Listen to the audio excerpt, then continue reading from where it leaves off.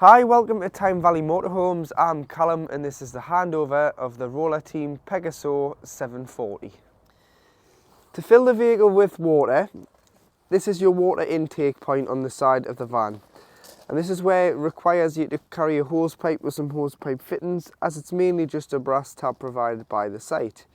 Using the habitation key, this is lockable so you can lock and unlock it to stop people tampering with your water. So when it's turning like that, it's locked. Turn the key.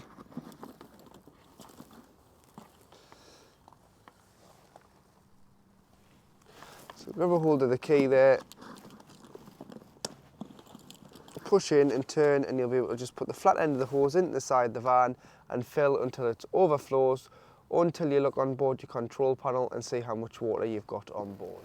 And just located underneath the skirt, behind the driver's door, you do have a black handle here, and this is for your waste water. So this is any water that you've collected via any plug hole. It goes into a separate holding tank, and then you simply need to drive over the grate, which is the waste disposal point, on the way out of your site.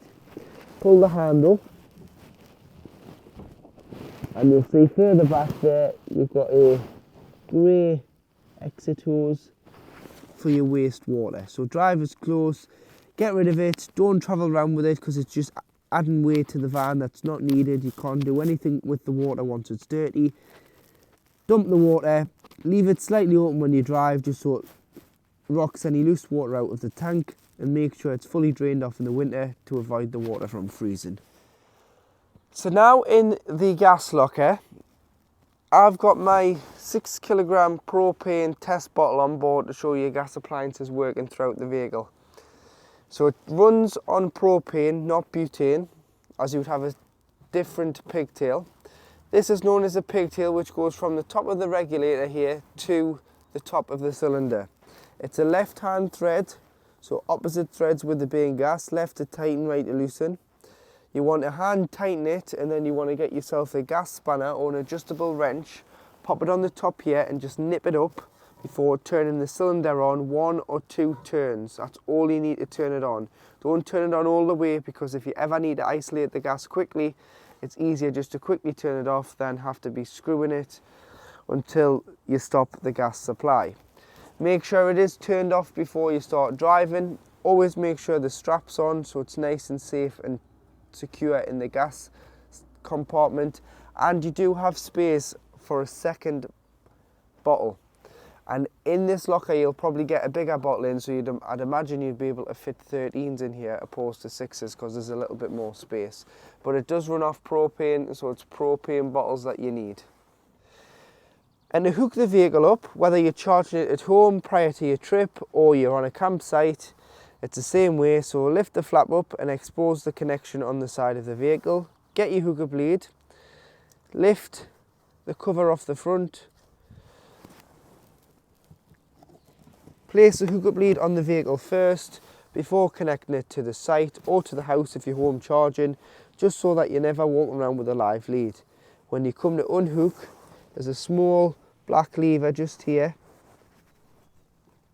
that you need to push in to release the hookup lead safely. But make sure you're unconnected from the mains before you unhook the vehicle. This is your cassette toilet. So to open the door, use the habitation key, push both catches in, and you'll be able to expose the cassette. To get the cassette out when it indicates it's full, lift the blue clip up, slide the cassette out of the vehicle. You can carry it or you can wheel it to the disposal point on site, which is normally beside your toilet block. And then to empty, all you need to do is take the blue cap off the spout, pop that to one side, tip the cassette out, and as you're tipping it, press the blue button. It'll allow a little bit of air in and stop it glugging, give it a consistent flow. Tip out. Once you've tipped it out, there's always a tap beside the disposal point for the toilets. Pop a bit of water in, pop the cap back on, give it a rinse by just shaking the cassette. And then put your cap full of chemical, which is 120 ml, of either green or blue, depending on which the site prefers you to use, into here, and it's good to go back into the van and be used.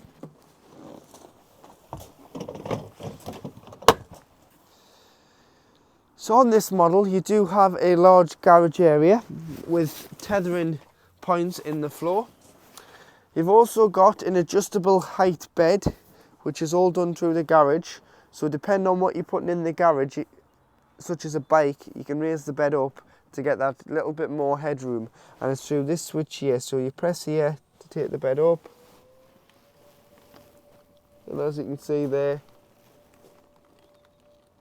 the back island bed has started to raise to expose a little bit more headroom within the garage. And then if you wanted it down, you just press the bottom one.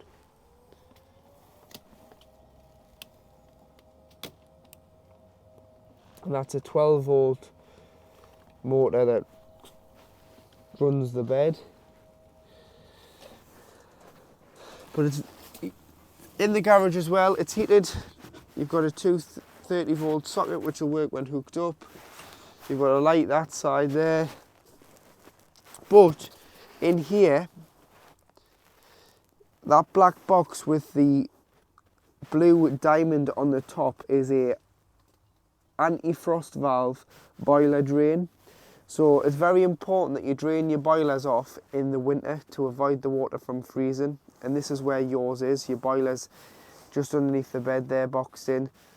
So to drain it off, this will automatically drop the water when it senses 3 degrees or less when not in use. However, it's very important that you drain the van off yourself. So just check that it is actually dropping the water. And the best way to check is if the button at where my finger is on the other side is popped out, it's dropped the water. If not, you can manually do it. And to manually do it, you just turn the diamond and the water will drain out underneath the van. Leave it in this position when not in use, and when you want to use it, turn the diamond, push the button in at the back, and then that is shut, and you can fill the vehicle with water and prime your systems. If you try to prime the system with this open, the water will just drain out directly out underneath the van because you just pumped it through a circuit that's open. So you want to shut this. If you can't shut it because you're using it in the winter for that odd weekend away, put the heating on first for 10-15 minutes. That area will get nice and warm and you'll be able to push the button in and it will stay shut. So to operate the bike rack fitted to the back of the Roller Team Pegasos,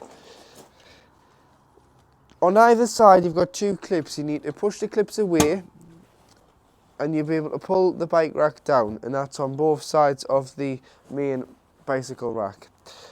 Once the rack's down, you've got 4 rails. Always have your bikes the opposite ways on every second rail so that you can get all 4 bikes on.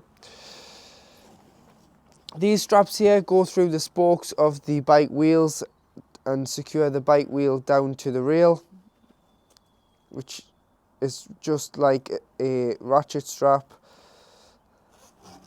to tighten. And then you've got 4 arms, starting off with the smallest one is closest to the back bumper and the largest one furthest away. They hold the crossbars on the top of the bicycle. Once you've done that, put a bike lock around all the bikes to chain them to the bike rack, just in case you do leave the van unattended with the bikes on the back. They're not going to go anywhere. At the top of the Roller Team, you do have your high-level brake light and rear view camera. This is a external gas point, so it uses the main bottle on board the vehicle. And in with the document pack of the vehicle comes a quick release connection. So that goes in here. It slots in. You can pull the neck back once to pop it back out. You will need some orange gas hose and 2 Jubilee clips, connecting the quick release connector to the pipe and connecting the pipe to the barbecue before turning on the grey gas tap here to allow the flow of gas to this point. But that's great if you want to use a kadak or an external barbecue and do some outside cooking. This is your flue for your boiler, so do just make sure that it is obstruction free at all times, as this allows the gas fumes out when operating on gas. Obviously it does operate on electric as well, but that's more of a, it doesn't really allow any fumes out when on electric, it's more for the gas flue. You've got your two fridge vents, your awning light, and fitted to this is an F45 awning, which we can show you on collection.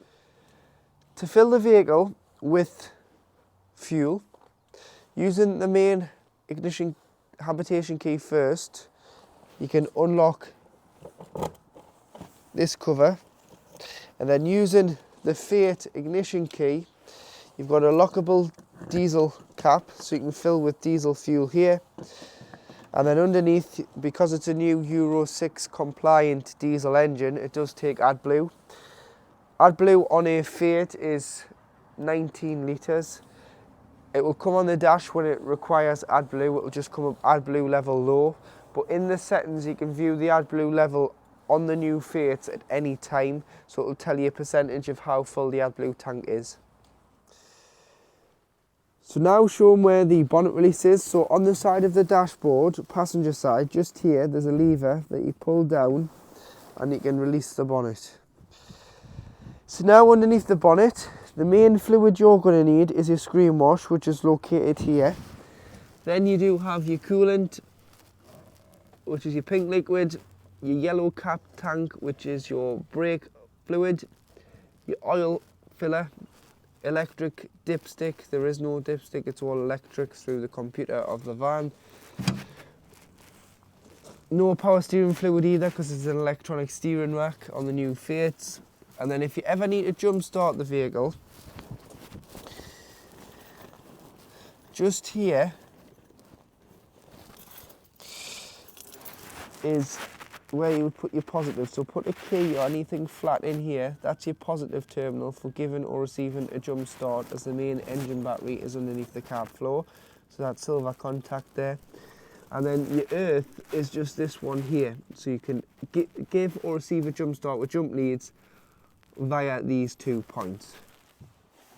To operate your control panel, which is your main 12-volt control panel, which does the heating, hot water and all your 12-volt appliances, turn on here, press unlock screen, and if you go to resources, you can see the starter batteries voltage and the leisure batteries voltage. So you've got your engine battery and your leisure battery. However, we are hooked up at the moment, which is symboled here, so these are given a false reading. So take the hook about to get a true reflection of the correct rates in your engine battery and your leisure battery. Here you have your water, so you can see that we've got 66% of main fresh water and 0% of wastewater on board.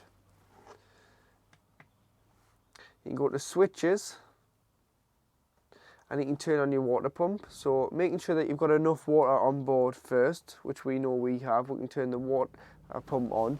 And what that does is it pressurizes the water to the taps, toilet and shower. You've got your outdoor awning light, and you've got your main interior lights. So you need to turn this on, and then they all are individually switched around the vehicle. Next, you've got your room temperature, which is your heating. So you can choose whether you want ventilation or you want heating. Ventilation is just circulating air within the vehicle. Heating is obviously heating the air, making the van warm. So we'll select heating. It's currently at 20 degrees. It always needs to be above the outside air temperature. So it's no good selecting the heating to be 18 degrees if the outside is 20 degrees. So you can select by the plus and the minus. It'll go to the highest of around 30 degrees. Then you choose whether you want it on comfort or fast.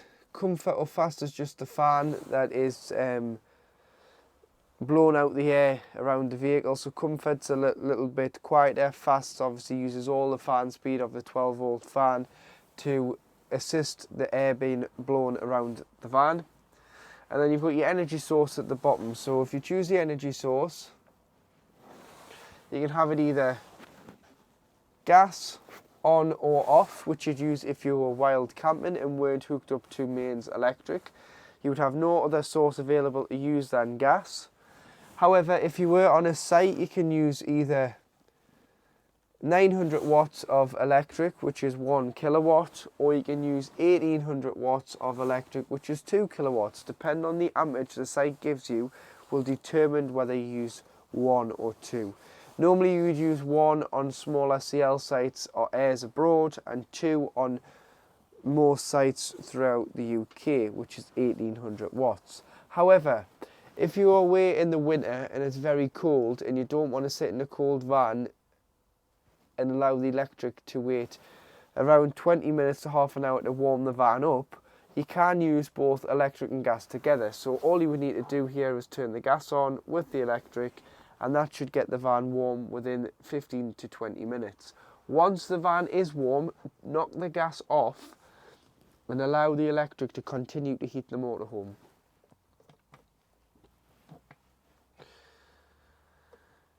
Any notifications would come up here, so if you had a loss of power, gas had run out, any other things would come up here in notifications.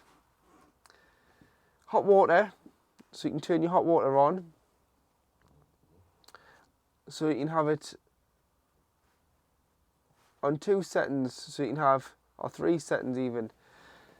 40 degrees to do your dishes, 60 degrees to have a shower, or you can turn it up to 70 degrees to have a long shower.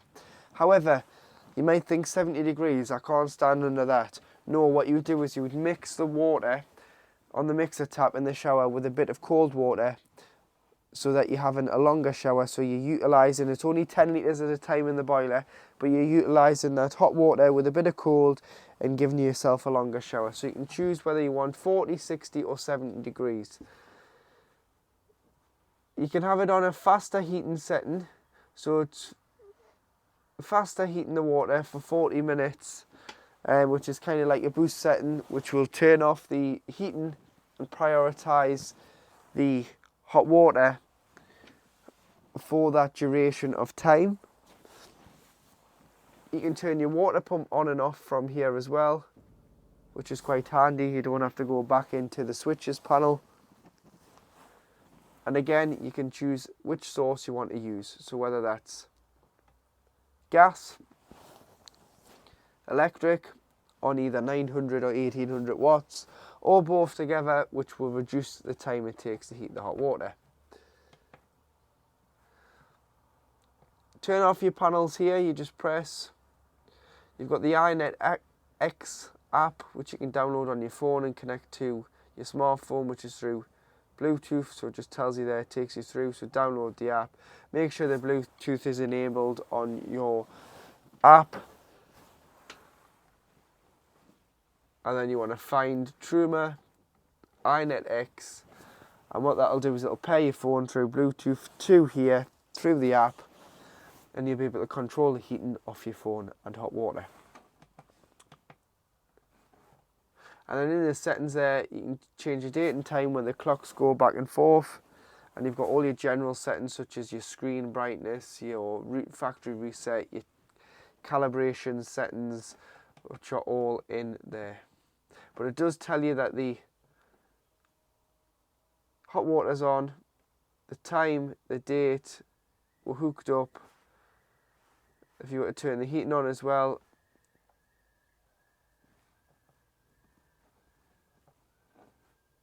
tell you that's on as well. And then your ventilation setting on your heating just uses the fan, it doesn't provide any heat. So you've got 10 different ventilation settings, and it only uses the 12-volt fan to assist the air that's already in the van being blown back round. So if it's up to temperature, you can turn the heating off and you can just recirculate that hot air, or if you're way in the and it's a bit stuffy and warm, put the ventilation fan on and you can just blow a little bit of cold air within the vehicle. It's not air conditioning, it's just the air that's in the vehicle, so you will need a little bit of a draft to get it blown round. However, it will then blow the air around the vehicle. To operate the Thetford fridge, turn on here and then selecting the square button will select which source you want to use. So press and hold and wait until it starts flashing, and then you can use the arrows and move it through the sources. Now you select your temperature, again using the arrows, 1 being the warmest, 5 being the coldest. So when pre-chilling, you may have to have it on 5 and then give it a few hours, knock it down before you put your shopping in to 3 or 4, as sometimes 5 can cause ice within the fridge. However, what I've just done there is selected A, which is automatic. So automatic picks out the best source available to the motorhome, and it's picked out mains 230 volt. It will always prioritise mains. If I was to unhook the vehicle, as I've got a gas bottle on, it would switch over to gas and self-ignite on gas. Or if I was to start the engine, it would go onto the 12 volt travelling setting, which is only a 12 volt feed and it'll act as a cool box when you're travelling, so it's got to be pre-chilled beforehand, otherwise there's no benefit to this function. The only one thing that you will need to know is it will not go back to gas once the engine's knocked off for 20 minutes. It won't light. This is a safety feature that's been programmed into the fridge to stop it from sparking if you are getting fuel at a petrol station. If you're filling with diesel, you don't want it to start sparking where there is petrol fumes. In this case, what you would do is you would turn it off the automatic setting and select the manual source. So to do that, again, press the square button, take it off the air. You've got hook up, mains 230 volt, you've got battery, and you've got gas, which you're self-selecting. Press enter, and again, and it is you have self-selected gas. Make sure with the fridge as well, once you've stopped using it and you're not using the van for any length of time, you've turned the fridge off, you've cleaned the fridge out, and then you don't want to shut the door, because if you shut the door, it's got a rubber seal on here and it will cause an airtight seal. So what you want to do is, there's a little blue clip just here. You want to put that into the middle so that when you shut the door, it rests upon the frame but doesn't close, and this will allow air to circulate in and out of the fridge when not in use. On this model of fridge, you've also got a refrigerated drawer, which is at the bottom here. So again, when not using it, just make sure this is left open just so that the air can circulate in and out of there and stop any smells from forming within the motorhome when the van is not in use. In the kitchen, you've got 3 gas burner hob, and on the back there it tells you the maximum size of pans for each burner. With the ignition in the middle there, you can light all 3, making sure that once you've had them on, you turn them off and you allow them to cool. They need to be cold enough until you put that glass lid down, otherwise there is a chance you could shatter the glass hob lid. To operate your Thetford duplex oven and grill, you've got your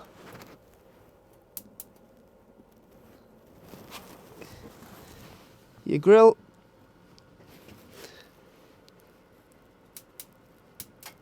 and then the other way you've got your oven. You may want to remove your oven shelf and grill pan when travelling, or wrap them up, as they can cause a little bit of noise when on the road. Directly underneath the oven in the cupboard is where you can find your consumer unit. So this is your 230 volt circuit breaker consumer unit. So you've got one trip tester, so if you didn't think the motorhome was receiving power, try tripping your main trips within the van, which is here. And if you were receiving power, it would trip. If it didn't trip, then you're not receiving power, so you can look where you're getting your power from. You've got your MCBs, so try here before you try anywhere else if you didn't think you were getting power. So if you think the motorhome's tripped, check here before you check your main site trip. Underneath the side facing bench seat behind the passenger seat is where you'll find the location of your 12 volt distribution board. So this is all your 12 volt fuses which run all 12 volt appliances. Just make sure to carry some spare fuses with you in case a fuse does blow. You've got a fuse puller there, you can pull it out and replenish the fuse. And you've also got your leisure battery. So this is a 95 amp hour leisure battery that runs the 12 volt system, which is located here. If you remove the base cushions and the backrest from your two rear dinette travelling seats, located directly underneath is your freshwater tank, so it's on board the vehicle. So to drain it down, you need to remove the red cap, and inside there is a main plug to pull out of the tank, which I'll show you. So remove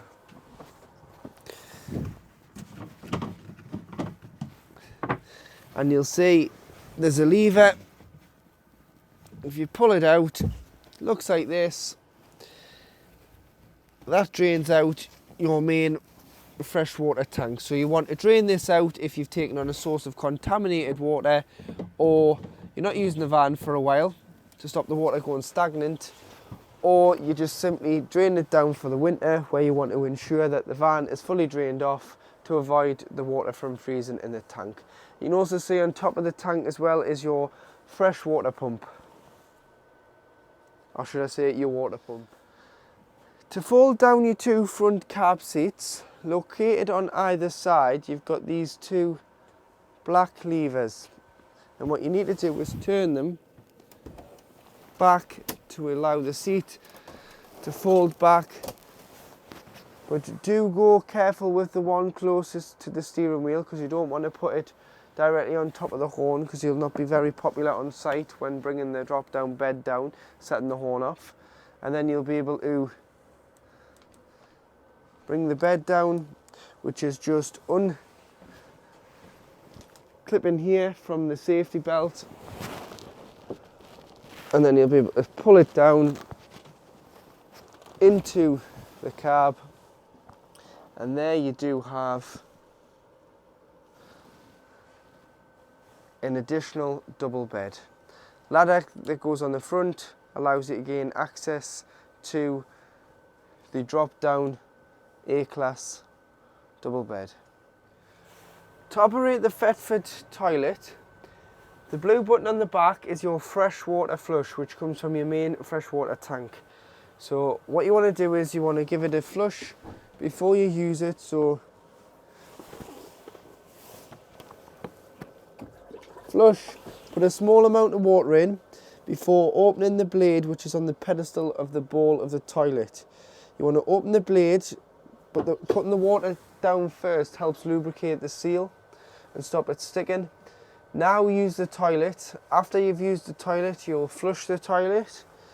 If you've got any bowl cleaner, which is your pink liquid, put it in an empty spray bottle and dilute it with water. This has a freshwater fed flush system. It doesn't have a separate header tank like other motorhomes and caravans. It's a freshwater flush system on this van. However, you can still use pink by spraying it in a bottle down the toilet, flushing it. It'll do the same job, you just can't put it in the water system. And then what you want to do is you want to close the blade after use, and then on the back of the toilet, which is just in this corner, it'll go to red when the cassette is full.